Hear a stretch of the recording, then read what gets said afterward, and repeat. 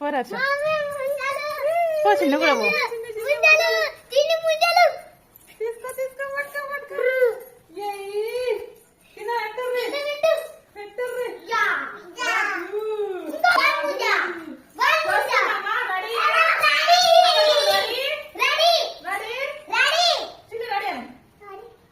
ఇప్పుడైతే ముంజలైతే మంచిగా పొట్టు తీసి పెట్టినాము కట్ చేస్తున్నా